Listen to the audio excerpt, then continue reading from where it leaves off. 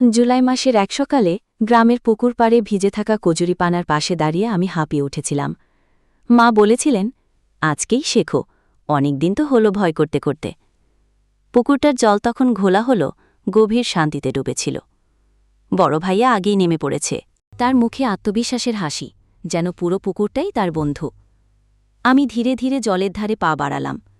ঠান্ডা জল আমার পায়ে ছুঁয়েই যেন বলল, এসো, আমি আছি। ভয় মনের মধ্যে গুটিসুটি মেরে থাকলেও কৌতূহল তাকে ঠেলে দিচ্ছিল। ভাইয়ার সাহায্যে একটুখানি নেমে পড়লাম। মাথা ভিজল না, কিন্তু বুক পর্যন্ত জল। একটা হালকা শিহরণ বয়ে গেল সারা শরীরে। ভাইয়া পেছন থেকে বলল, ভয় পাবি না, আমি আছি, শুধু হাত পা চালা, যেমন আমি দেখাচ্ছি। প্রথম চেষ্টা ছিল হোঁচট খাওয়ার মতো। জল ঢুকল মুখে, চোখে, কানেও। হাজি দিলাম, কাশলাম, মনে হচ্ছিল আর কখনো নামব না। কিন্তু মা দূর থেকে বললেন, পড়ে গেলে উঠে দাঁড়াতে হয়। এই কথাটা যেন আমাকে আবারও শক্তি দিল। আবার নামলাম, এবার একটু সাহস নিয়ে। হাত ছুঁড়ে পা চালিয়ে একপাশে ভেসে রইলাম কয়েক সেকেন্ড।